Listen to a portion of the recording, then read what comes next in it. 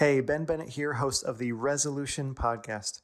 Hey, I recently had a great conversation with my friend Brittney Moses about overcoming anxiety. She's a graduate of psychology and research at UCLA and a mental health author. We talked about overcoming anxiety and how understanding biblical truth and brain science can help us recognize the symptoms of anxiety in our life, understand what's going on, and how to move forward and even find lasting freedom from anxiety. Check it out. I hope it encourages you. Hey everyone, we'll get going in just 1 minute.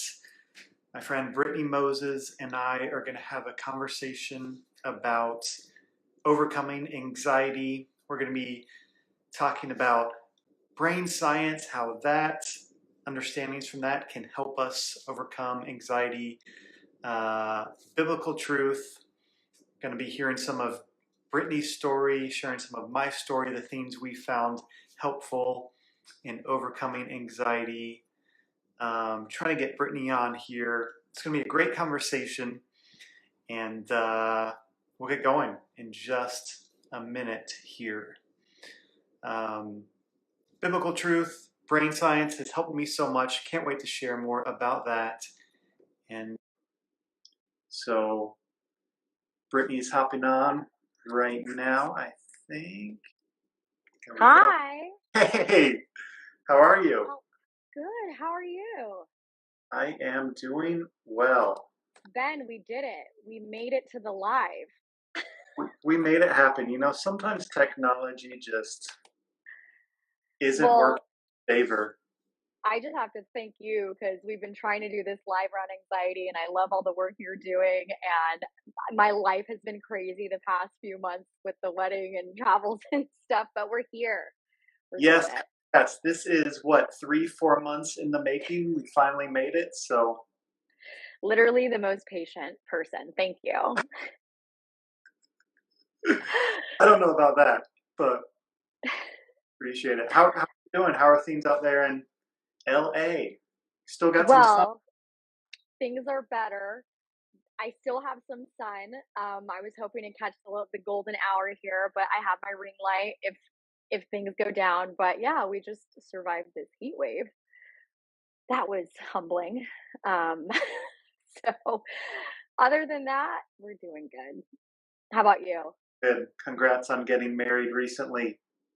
It seemed amazing. Amazing wedding it looked like, and Thank great you. celebration. I am doing well. I've got the sun in the background here, my I see. digital sun. I Uh, love that. yeah, SUN, not SON. In case people aren't watching but listening and have their phones down. I'm doing well. Out here in Dallas, we survived a heat wave as well, and Oh gosh, yeah. just making it through summer, busy events, speaking, lots of cool ministry stuff, I taking care of love it. myself. Just Right? excited You're for this doing it. conversation. Yeah, I'm wondering, do we have a small delay? Do you think? Is there? Oh, It might be tiny. I don't know. I don't know okay. if it's my AirPods. How about now? The whole time you have been like not delayed at all on my end, so Okay. I don't know Okay. I think this is the fine. other. Yeah. Okay. Or it will just be awkward for you. We'll see. It's all right. I can deal with the pauses. Done live in a while, so I'm super excited and super excited to see everyone who's coming in and joining. And so glad you guys could join us tonight for this chat about anxiety. I never I feel weird about saying anxiety is my jam, but it kind of is. It's like it's been a lived thing. It's been a studied thing, as I'm sure it has been for you. So, Yeah. and it's the number one mental health condition in the world. Mm. So, big Impacts deal. or everybody, either everybody deals with it at some point or they know somebody who deals with it, and it's Right. just a human thing that we have to normalize. You know, I used to think like, because I started dealing with mental health stuff at age 8, and I used to think Mm, some people, um, deal with mental health, some don't. Just like some people pray to Daddy God, and some people don't. In my insides. Yeah, there's people. So, anyways, but No, I feel you. Anxiety is one of those things that it is wild to me how long it took me to realize that what I was living with was anxiety, because hmm, you're living with something for so long and you're having these thoughts for so long or these experiences for so long that it becomes a normal part of your life or it becomes normalized. And I didn't realize how long I was living in survival mode, um, until some things broke down in my life and I was forced to pause and reassess my life. And I went to therapy alongside it. And it was like, oh, I've been living with anxiety like all this time.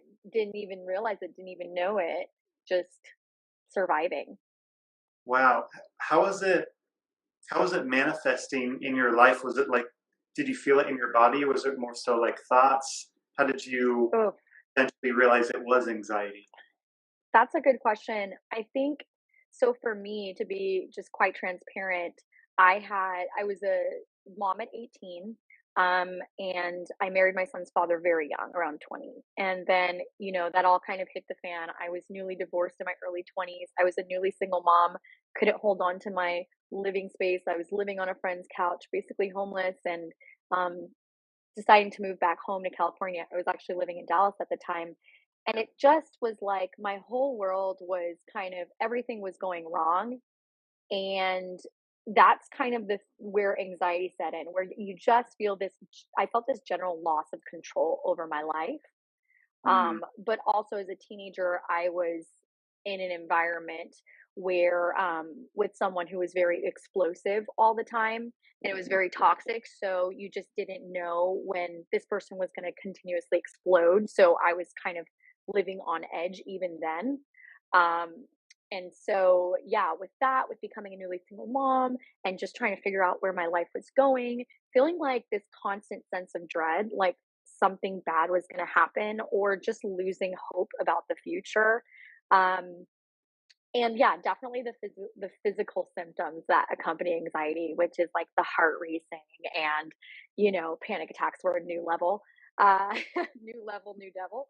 And so yeah, it's been a journey, and yeah, it's just one of those things that I was living with that I didn't realize I was living with. And I'm so glad you asked those questions because anxiety is something that affects us psychologically, physiologically, and behaviorally. And it's so important for us to understand that so that we don't bypass or minimize the real struggles of moderate and severe anxiety when someone's going through them. Totally. And I think,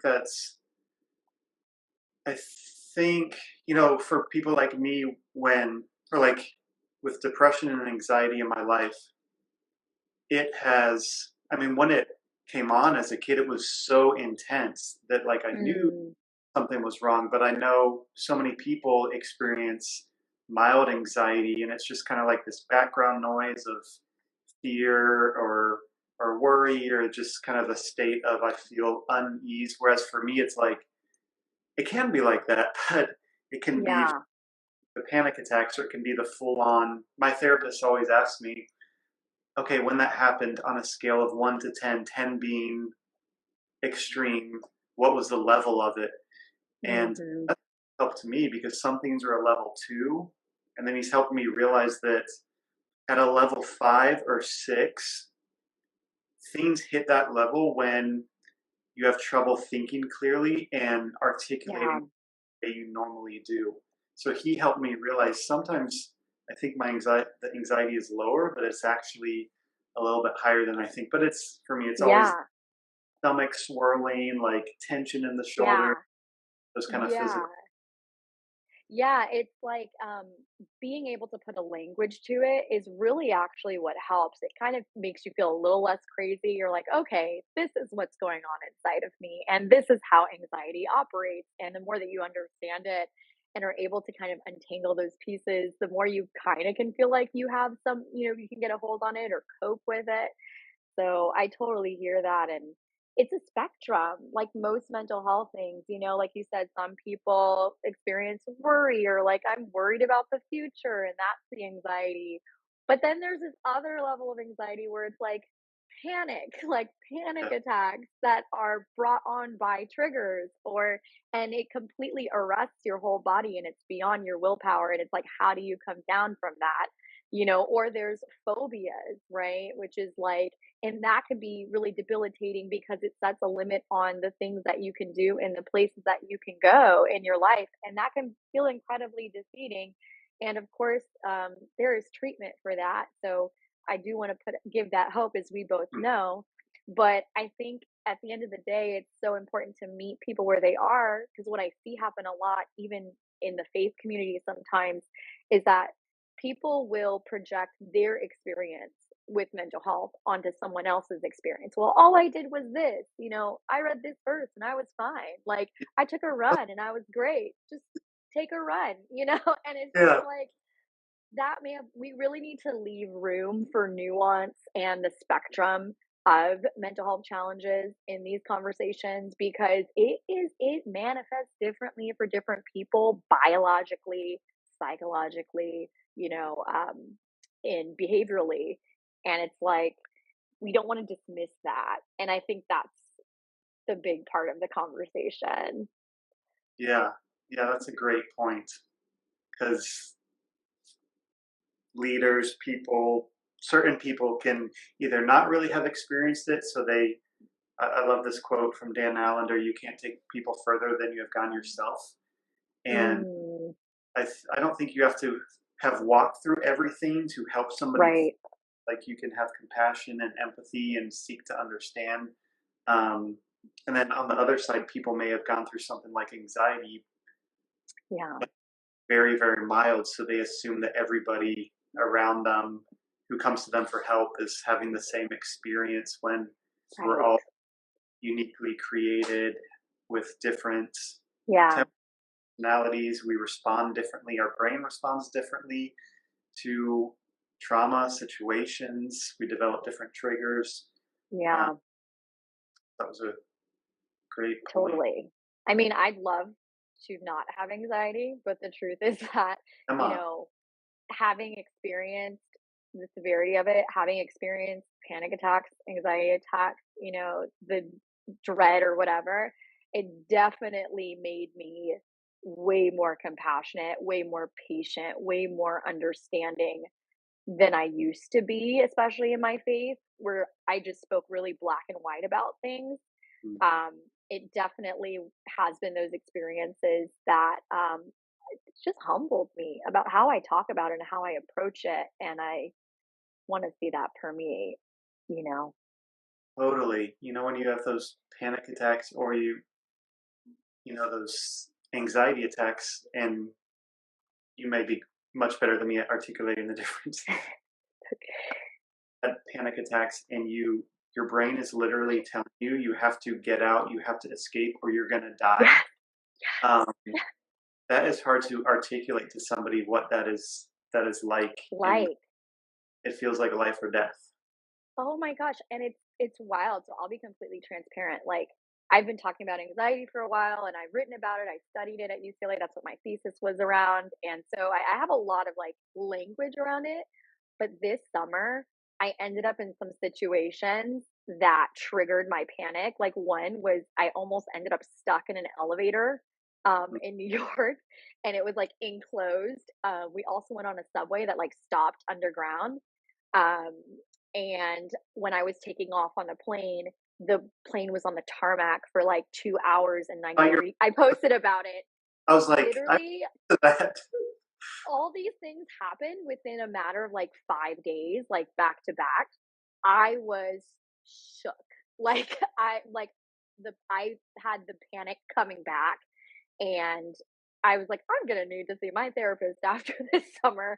Yeah, And even and it's a constant journey of like, okay, let's revisit these coping skills. Like, let's revisit the things that we need to do that we've learned to bring ourselves down. So it's not that we'll be completely free of it or it'll never happen again, but it's more so learning how to navigate and manage and use the tools to come back down because um, it doesn't last forever. But Mhm. in that moment, it feels it's terrifying. I everything you're saying, it's hitting so home for me. It's a fear of not being able to escape, like a fear of not being able to get out of your situation. A fear. I'm like, yeah, my claustrophobia says no. Yeah, yeah, I've dealt with claustrophobia and fear of heights from a young age, and um, it comes out in certain situations. And then it was this past January, I started working through my Yeah, fear. My my therapist has taught me a lot about neuroscience and techniques, and yeah, there's the whole thing of like, okay, there's the whole thought of figure out what this means, because I think that perhaps a lot of things have meaning. Like fear of heights has a meaning for you. mm, Means is can be important, but then there's also an aspect of slowly desensitizing. So yes, I remember I started going up to this. Okay, the third floor was like a no-go zone for me. If I go up there, I'm terrified, panic. yeah, Slowly go up to like you do these breathing exercises, calm your mind, stay in control of your thoughts, go up to the top, then come down, do it 6 times. Go back a couple days later, walk 10 feet, walk back, come down. And then I did that for weeks. And by the end of it, I was walking around the entire third floor of the parking, um, yeah, rather than having a panic attack. And it yeah, was just this idea of staying in, like taking your thoughts captive, staying in control of the automatic negative thoughts and the scary thoughts and images. There's always negative thoughts and then images that come with them, and it tricks your hmm, brain into thinking it's real. Whereas for me, he really helped me see, no, take those captive and then visualize being at yeah, peace, walking around that thing, staying in control, and then it started to rewire my brain. I just say that for yeah, anybody who's thinking, I don't know how I'm going to ever overcome this. Like, you're wired to survive, but you're also wired to heal in yeah. in your life. I love that you're talking about like ways to overcome, hence the name of overcoming anxiety, because it can be with the right tools and with these practices. And actually, exposure therapy has shown to be one of the most effective techniques when it comes to treatment of anxiety disorders. So, everything that you're saying is slowly exposing yourself to the thing that you fear, which is so counterintuitive. Yeah. So when it comes to treatment of anxiety, it's really looking at three things. The first is dealing with the approach of dealing with the thoughts, being able to reframe the thoughts about anxiety. Like you said, taking those thoughts captive and thinking of new ways to look at it. The other is dealing with the physiological side of it, which is the racing heart, and the sweaty palms, the things that are outside of our control, where it's just boom, activated, and it makes you feel more anxious because your body is Yeah. doing these things, right? And so it's kind of a cycle. But learning how to deal with the physiological and then learning how to eliminate avoidance behaviors. So typically with anxiety, we're continuously trying to avoid those things, but the adverse effect is that it makes those things stronger in our lives because we're building our life around avoiding them, and it makes it bigger in our lives. So what you're saying is typically what treatment would be for something like a phobia. It's being able to little by little, in a safe space with a safe person, expose yourself to these things so that you have basically a corrective neurological experience. You're restoring this in a safe way so it's not associated with so much fear and dread in your brain anymore. And for some people, it can be so extreme that they can't go to the place. So they might sit down in a room with the therapist and go through visualization practices, like visualize yourself doing these things first and then working your way up. Um, so exposure therapy it feels counterintuitive, but it's shown to be the most effective form of treatment, and it is possible.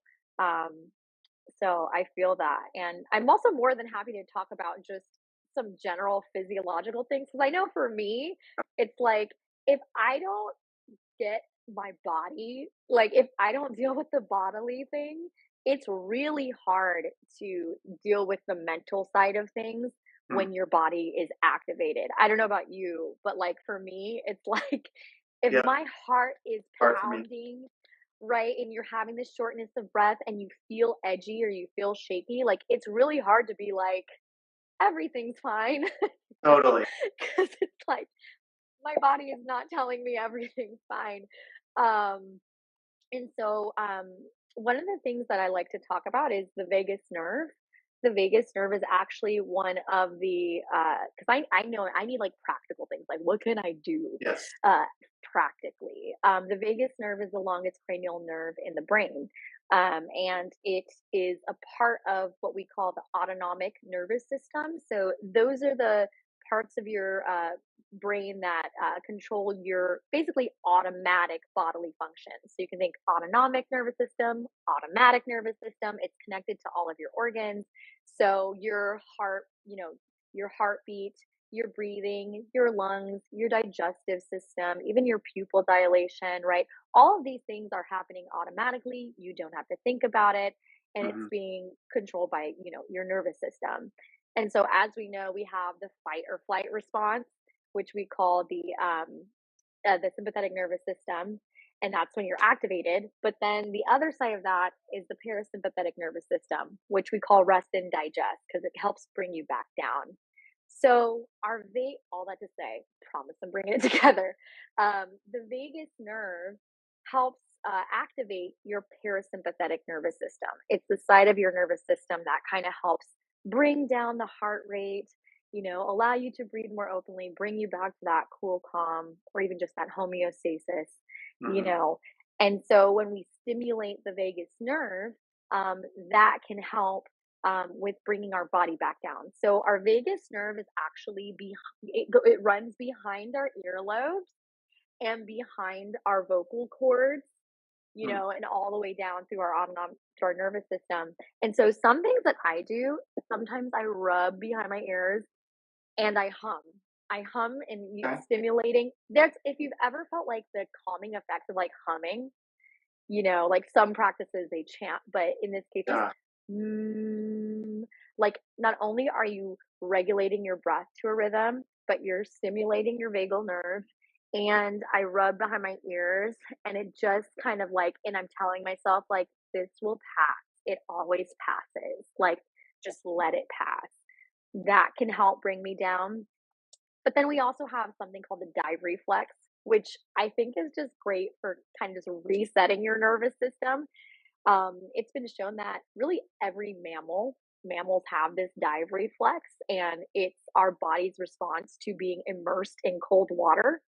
And so basically, if you were to put your face in like a bowl of cold water or ice water, what it does is it prioritizes sending blood to your brain and it slows your heart rate. Hmm. So that might not be everybody's jam, but these are like little hacks of things you can do. Sometimes it's like for me, taking just like an ice pack and just resting it on my chest for breathing, or taking a cold shower. Like these things that just kind of like almost like jolt my nervous system and give it kind of a reset, and that can help with reducing. It kind of overrides your body. That can help with reducing heart rate. Is activating your dive reflex. Um, so those are like kind of some small, I mean, immediate things you can do. But I think in the moment when you're feeling an anxiety attack or you're feeling a panic attack and things are racing, um, you almost just kind of have to tell yourself, like, this isn't going to last forever. We've gone through this before. It will pass. I'm not going to die because, like you said, it's attached to the like that's what anxiety does. It's like the end of this is going to be bad. Like the end result of this is going to be bad. I'm like, I'm going to be rolled out of here on an emergency gurney. Like, like I'm going to be the person who's rolled out of this place, taken to the hospital. This is going to end badly because I feel like I'm going crazy. I have to calm myself down and be like, something that I remind myself is I have felt my heart race before and I was fine, Hmm. right? So when you go running, when you go jogging, when you exercise, when you go up a flight of stairs, you have felt your heart race and it didn't lead to anything bad. It eventually came back down, Right. right? It comes back down. Your body is wired to come back down. So even just reminding myself, like, just because my heart is racing, that doesn't mean something bad is going to happen. That doesn't mean something horrible is going to happen. My heart has raced in situations before, and I've experienced it coming back down, and everything was okay. So I can let my heart race and let it go through this process and come back down, and I'll be okay. Yeah, so good. I learn more of those. Is it similar to polyvagal theory? Yeah. Hmm. Yeah, I've been looking into some of those techniques. What's really helped me is acupressure points. Hmm. Buddy, watching, if you Google acupressure points, you don't have to use the needles. You just press on them for like 30 seconds to a couple minutes. Acupressure points for anxiety. They're connected to your body. Well, Yeah. they are on your body, but connected to your calms down your limbic system and your heart rate, and really helped me. And then also the power of acceptance, rather, Mhm. because it's like the way I see anxiety, and we talk about this a lot, is that anxiety is a signal. It's not Yeah. random alerting you, because whether or not you're being endangered, you think you are, either from past traumatic experiences, negative experiences, or you actually are seemingly in danger.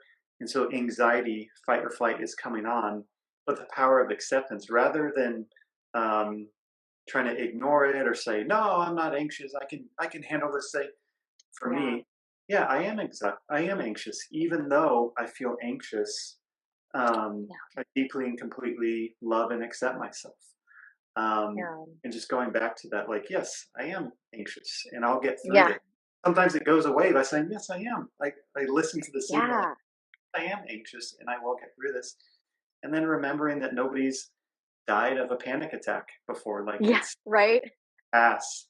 True. Um, and then sometimes I've done this, um, visualizing, looking at myself, like stepping up, like closing my eyes, Mm. stepping beside myself, and seeing myself anxious, and seeing what do they call that? Mindful, is it mindfulness? In a way, yeah. Yeah. And observing what is happening and going on. Well, those four things have helped me. Yeah. Yeah. Those are good. Yeah. Tell us Yeah. about, um, if you can, some of the recent research you've been doing on what is it, on trauma and anxiety and the connection there at UCLA. Did you start that in Yeah. 20? And that was actually, I'm like, was it 1 or 2? It's like 2 years ago. COVID has my years all mixed up. I'm like, COVID years just skipped. They just don't count. Yeah, so I was looking at the relationship between childhood trauma and the development of anxiety disorders later on in life. Because as we know, trauma stores in the brain and body. And so, anxiety is not, well, it can feel random, but a lot of times with anxiety, it's not random. Like it started somewhere, or we develop these survival mechanisms, even just biologically to survive our environment, or sometimes it's genetic, right? Not anything that anyone did. um, and so, yeah, I was looking at the relationship. So I actually was looking at some pre-existing data that was already in the lab.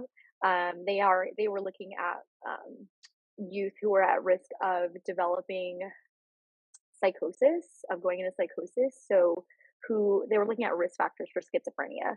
But what I did was I basically took that and looked at the assessments that they did around anxiety, to see if there was any relationship between their childhood trauma scores, and or trauma before the age of 16 was the Right. form scores and anxiety. And I mean, there was a significant difference.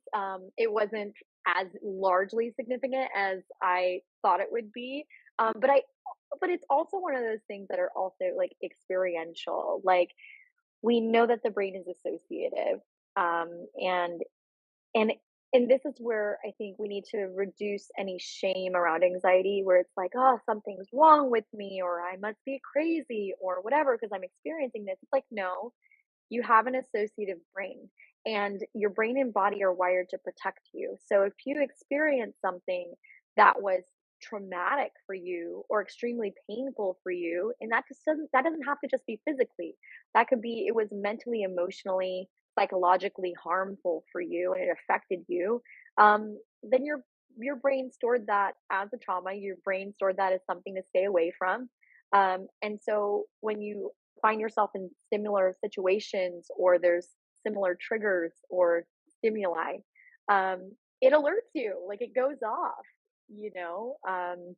Maybe there's, a place that you can't go to because that's where the trauma took place. Or maybe there's a certain smell that's associated with it, or a sound, or you're even just in a circumstance that feels familiar to another circumstance where you were hurt or there was pain and it's triggering you. That happens a lot with dating, the dating anxiety.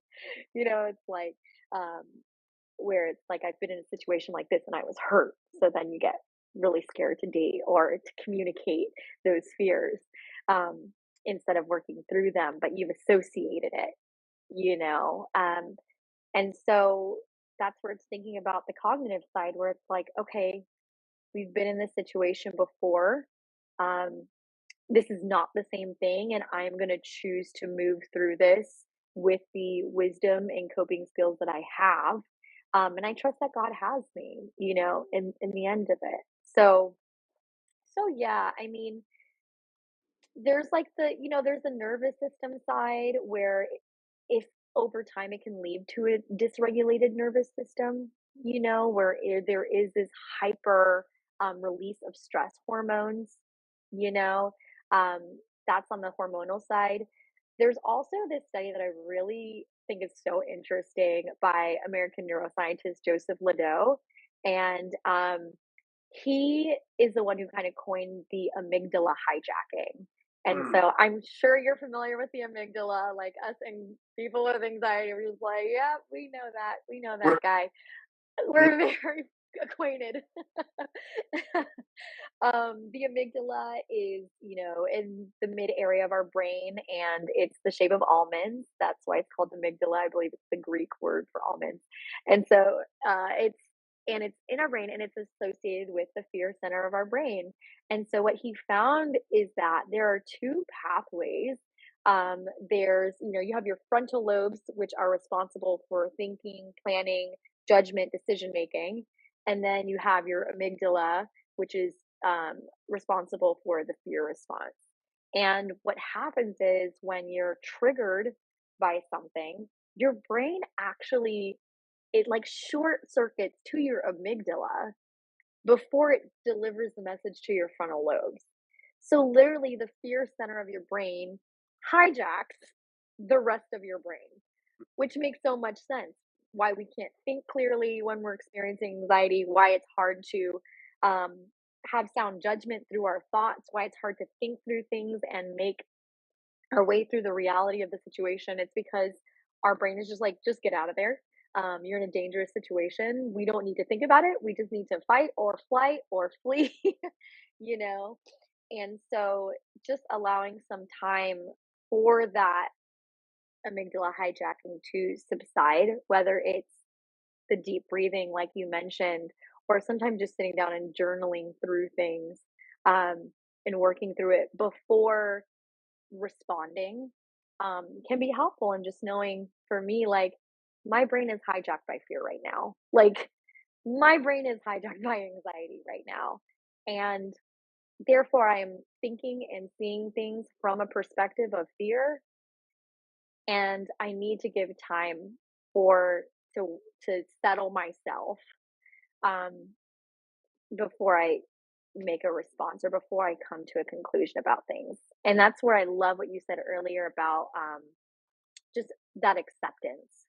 Because what I was trying to do, which was making it worse, was I was trying to distract myself from it. Mm. Like when I would feel the anxiety or I'd feel like the panic attack coming on or whatever it was, I would try to like distract myself from it by like, I don't know, grab my phone or do something else or turn something on.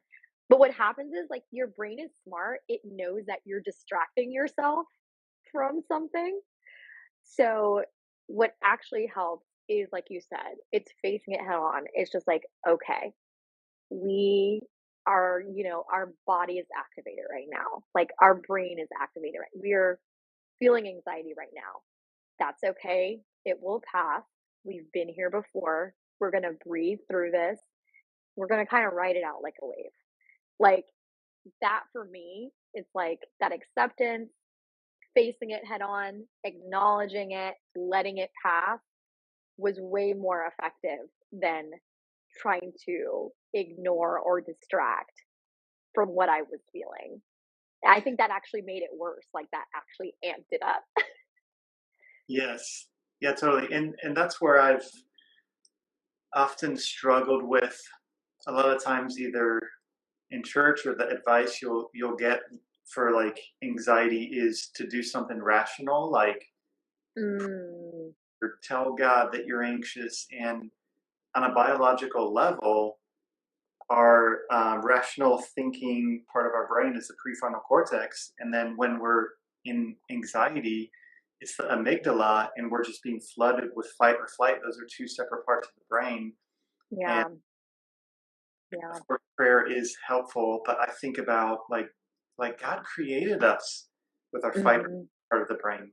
When you need to escape a burning building, or when you almost Right. you're crossing the street in a city and have to jump out of the way to avoid a car, Yeah. um, your brain protecting you. And our brain gets hijacked when we go through. When I talk about trauma, I think we're getting better at explaining it in our world and what it is and whatnot, because it wasn't in the DSM book, the diagnostic manual Can you for believe that?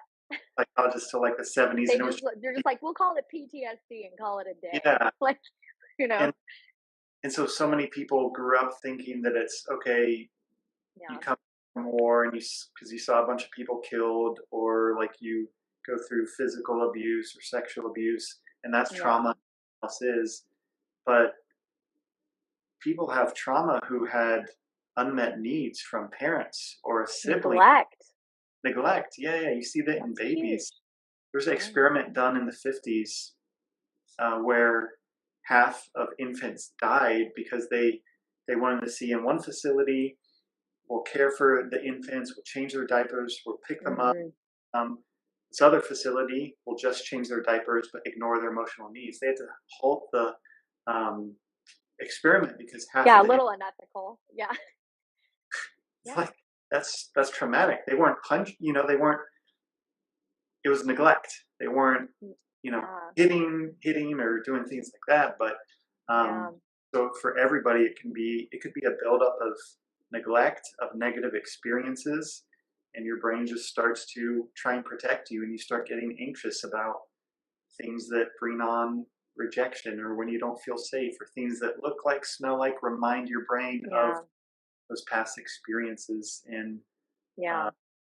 what a world to live in today, where all we have to do is get on social media, turn on the news, and see trauma and see all the Oh stuff. my gosh. Oh, Yeah.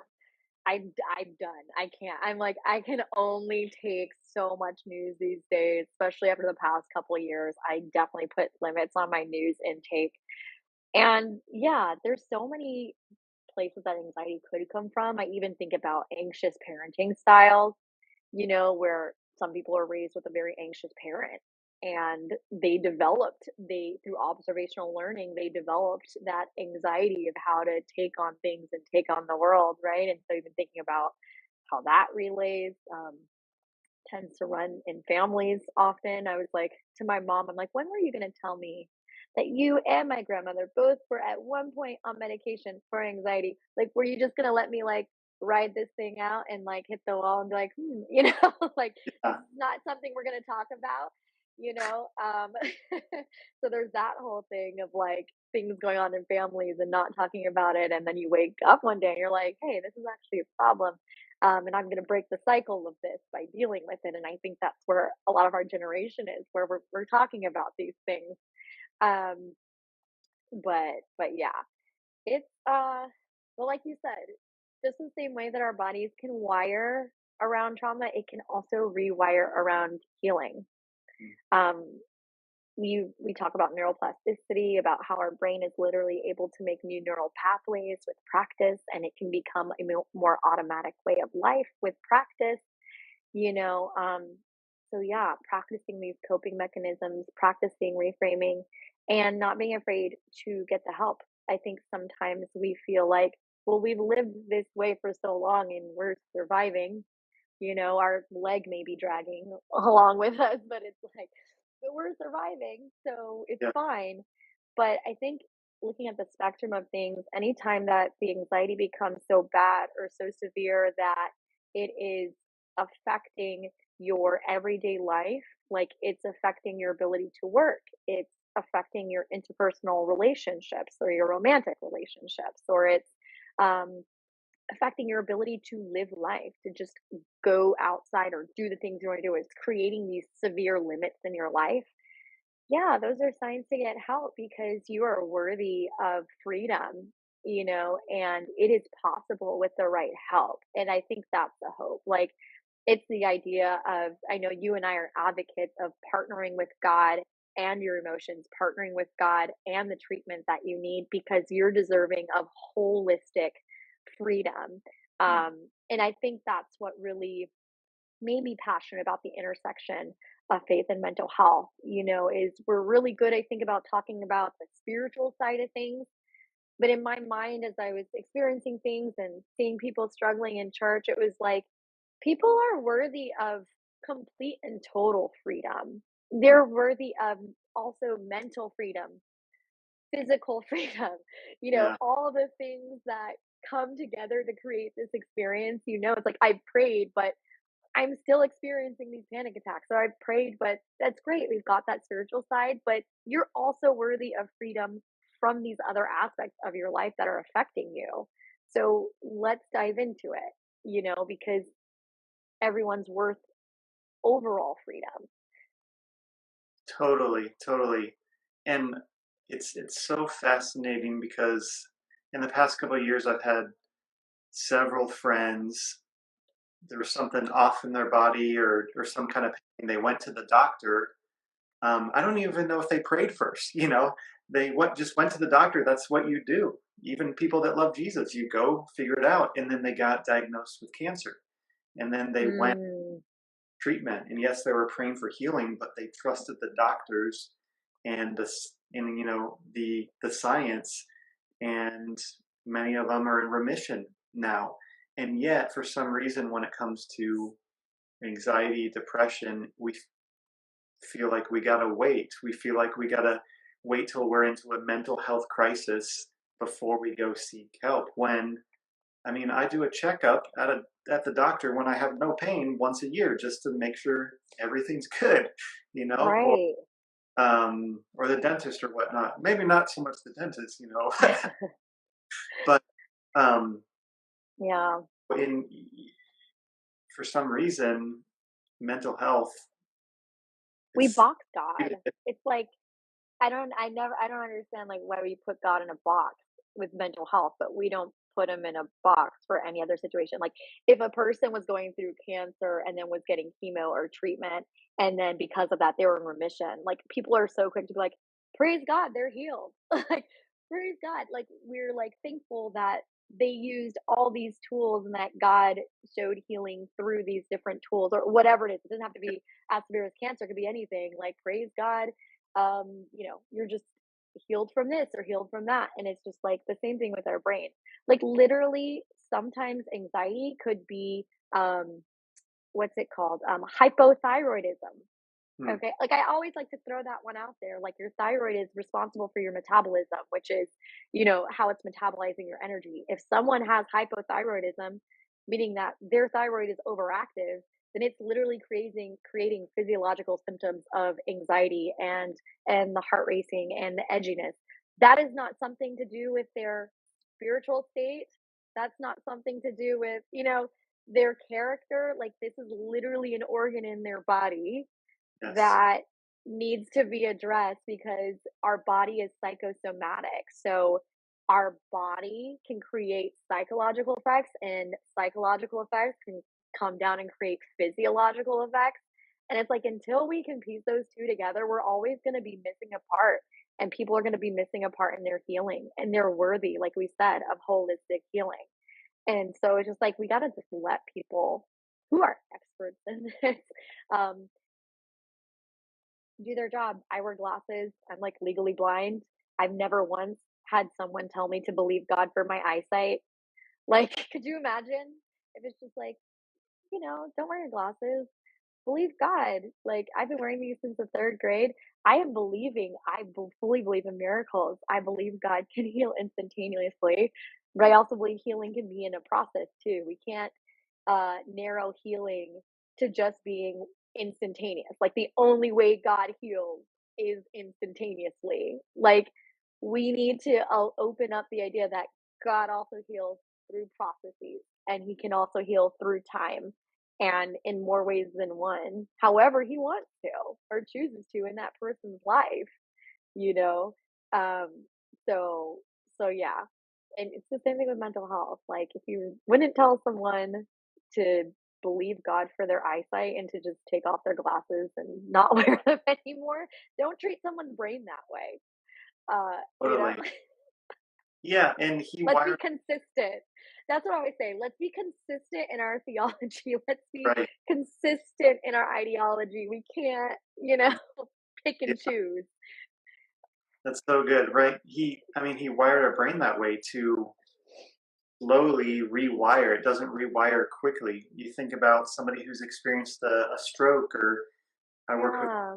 a lot, and they have these injuries and they got to go to rehab. But with people with strokes and their brain shuts down in an area, can't move their hands, they go and their brain rewires and relearns, Yeah. reroutes. They can use that part of their hands again, and that takes time. And yeah, they could pray and God could do a miracle and their brain could be rewired and everything right then, but more often than not, the way he created it is for it to be a process. And perhaps because we're Yeah. more dependent on him, more dependent on others, and in that process, I think of Spurgeon and how he said, "I've learned to Mhm. kiss the wave that smashes me, the rock of ages." And Mm. God uses our pain and those things to take us deeper with him and with other people. Yeah. I think the moment that we really allow for this acceptance of God healing in processes and not overnight, it's going to reduce a lot of shame. I remember going to these conferences, like these church conferences, and thinking it's like, tonight, God is going to free you. Like, you're never going to deal with that thing again. He's going to take it off you. And, and I remember just being like, this is it. Like, I'm going to be done with this thing. I'm going to be healed. And like I said, I believe that can happen, but that's not always the case. I remember going to that. And then, like, a month later, a week later, you're like, how am I back here? Like, I'm still dealing with this. Like, what's wrong with me? I thought I was freed. God, where are you? And it's like we're setting ourselves up.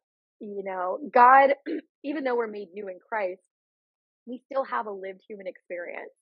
And it takes time to rewire the way that we've been thinking, feeling, living all our lives and the experiences that came with that.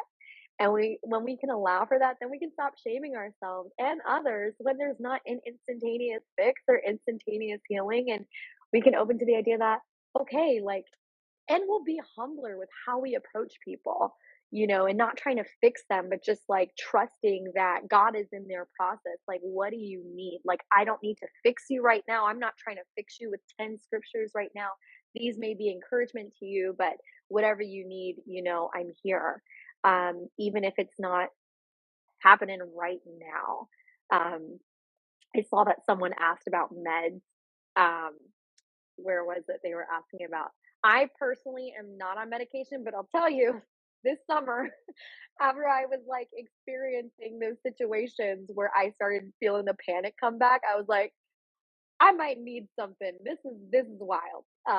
I've been able to kind of wire my like now that I'm settled back at home, it's like, okay, I think we're all right. But I am of the belief that there's nothing wrong with medication. It is not a sin. Like I said, I wear glasses. I need a prescription to correct my eyes because they are not operating the way that they should. I've never had someone question my faith for wearing glasses. because this is an organ in my body that clearly doesn't work or it's not operating the way it should. Same with the brain. Brain's an organ, and sometimes we need something corrective to help us get to a functioning state. And it's different for everybody. A lot of times medication plus talk therapy has been shown to be super effective, especially with anxiety and depression. Um, some people might be on it just for a temporary amount of time because they're dealing with something situational, just to get their physiology under control to a functional state so that they can start working through all the roots, all the mental roots. Some people may be on it managing for the rest of their lives. It's different for every person, like we were saying at the beginning of this. Every person is different. We would never, if someone has diabetes or a heart condition, we would never tell them to stop taking their medication, and just have faith because that could literally ruin them or kill them or what have you. It's the same with the brain. And everybody's process is going to be different. And so that has to be that's a very personal thing. Like that's a very personalized thing. But I think that there are many tools in a tool belt of things that we can use to help us cope. And it can be to our benefit in multiple ways. I think God heals and works in more ways than one. Yeah, speaking from personal experience, I've been to. It's interesting. It seems like it's shifted quite a bit the past 5 or 10 years. Because when I was a kid, when I was dealing with anxiety and depression, the instant answer was go on medication and go on a high amount antidepressant. And then at age 13, felt like a zombie, and I was on that for years. And so, speaking from personal experience, a lot of times people that aren't trained in mental health, like Mhm. practitioner, will be like, okay, I prescribe meds for this, this, this. You get sick, I give you antibiotics. You're anxious, okay, I'll put you on this, and I'll put you on a high dosage. So I always think it's wise to say, okay, yeah, I will listen to my general practitioner, but I want to go to somebody who specializes in this, like a psychologist, a psychiatrist who can prescribe this, but also work with me and say, is this manageable, or is my life Mm. manageable, that I really need medication and also therapy too? Because what I've realized looking back on my journey, I wish when I was 13 that, yeah, I was put on a small amount of medication, but that I also got into good therapy where I could work through that anxiety. I could do the desensitization. I could learn what was the trauma I had experienced and start healing from that. Because then I believe the timeline could have been a lot quicker rather than waiting 20 Right. years to finally get into this, and then slowly going down a medication, and it just being such a longer process. Um, Yeah. Therapy and medication, and Yeah. I I, th- I think, yeah, seeking the expert.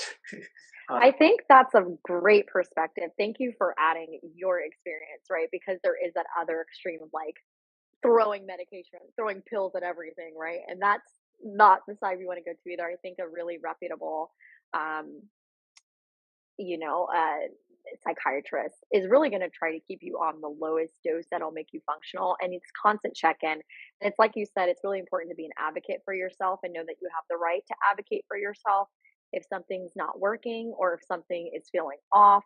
That you're a team. I think a lot of times people think there's this kind of power roles where it's like, okay, well, they're telling me this, or they're telling me I need to take this, or they're prescribing me this. you know, And it's like, but it's your body. You are living in your body and your brain, and only you really know how that's affecting you. So definitely being willing to be an advocate for yourself in those situations, you know, is is really important as well. Yeah. yeah, so good. Yeah, so that's the medication. Just that's like the big thing that I don't know about you, but yeah, medication always comes up a Yeah, lot. fascinating. And It then just depends. there's like the whole chemical imbalance theory and different people's thoughts on that Yeah. from scientists' Oh, I neuroscience remember what I was gonna say. perspective and all of that, and it's so fascinating. Yeah, I was gonna say medication. Go off of what you said, which is really good. You're like, it was the talk therapy and the exposure therapy that helped. medication doesn't cure your thoughts. Yeah. Okay. So medication may help with the physiological side of things, right? It may help, reduce the Yeah. feelings of panic or block certain neurotransmitters from elevating anxiety or whatever it is, but it doesn't change your thoughts. So it's not a cure. Medication's not a cure. So that's the other side of it. It is an aid, right? Yeah. Medication is an aid through a person's process as you're also developing the tools and skills that you need to work through things mentally. And that's really how it should be functioning, um, whether that is long term management or short term management. But as you know, it doesn't fix your thoughts. Like you can take all the medication, but you still have your thoughts. You still have the way that you think of things and your mental framework. And that's why it's important to have the talk therapy and or be doing the cognitive behavioral therapy or whatever it is that's going to help you deal with the thought side of things. So you're, as we like to quote, renewing your mind, Yes. Yeah. So good. But yeah, I don't, I'm over the, medication's not evil.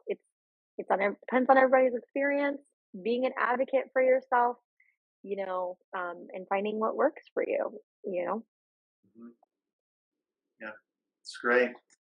Yeah. Thanks so much for taking the time, Brittany, to have this Yeah. conversation. So glad we finally were able to make it happen. Yeah. Yeah, me too. I know. I'm like, anytime someone wants to talk about anxiety, I'm like, let's talk about it. Because I Do it. almost had a panic attack this summer. Let's talk about how we're getting through this thing. That's right. Add in the real solutions and talk about medication and the neuroscience aspect of it. It's I wish I knew this Right? ago, when I was struggling. Yeah, it's so freeing. I think that we're doing better about talking about it in a church. In my experience, we're at a completely different place than when I was, early on in church and serving in youth and young adult ministry. And it's just like, give it to God, pray Yep. with them.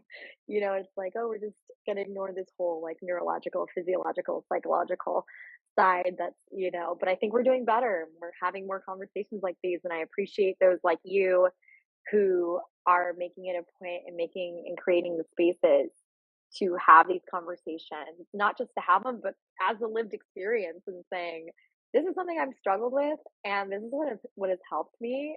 And I just want to pass this along. So you guys bypass all like the unhelpful things that we went through. Yeah, seriously. And shout out to your website. I love the when it comes to like where do I even start with mental health and you talk through it's like wow, this goes on forever. It's like, oh, I'm struggling. Yeah. Here are resources. What about medication? How do I find a therapist and the different types of Mhm. therapy? I was like, that's a brilliant idea to have that all Right? right there on one page. And having the hashtag Christian mental health. How did you get that? I just got on it Or so early, right? The yeah, account I was talking about it like years ago before it became like a buzzword, so I feel like I kind of caught on to it, but I didn't know. I was just talking about my experience. I was like, "Is anybody else feeling this or experiencing this with mental health in the church?" And I went back to school to understand more, and I was just blogging about my experience, and everything kind of took off from there. So I think I did kind of catch the conversation before it became like a thing. Still needed though, it's still necessary. And for, yeah, as Ben mentioned, I have a resource page for where to find a therapist or crisis or immediate help um, regarding a host of issues from eating disorders to abuse to assault to spiritual abuse to, I mean, literally, there's so many things. Literally, because over the years, I've gotten so many messages um, from people, and I'm like, you know what? I need to create like a comprehensive resource page that I can just start referring people to. So it also kind of makes it easier on me, just thinking smart, working smarter and not harder. I'm just being like, look, here's everything I've gathered over the years and over time um, from folks who have been struggling with different things. yeah, it's so helpful. All in one place. Yep. That's how we do. Thanks so much. Hey, everyone who joined, this is awesome. Thanks for hopping on for this important conversation. So great to join with so many people from all around the world. Yes. Evening. And Wow. really appreciate it, Brittney. Thanks. I know I was just looking at the comments. Thank you for your time. I hope you guys can just continue to, if you enjoy this conversation or conversations like these, just continue to follow along because I know Ben and myself are really passionate about this, and we're continuously putting out conversations and resources around the intersection of faith and mental health from a holistic perspective, bio, psychosocial, spiritual. Um, and I'm just so glad we connected. Like, it's so cool when I get to connect with people who are also at that intersection. Yeah, so great. All right. Appreciate you. Thanks, everyone. Talk to you all later. Bye, guys.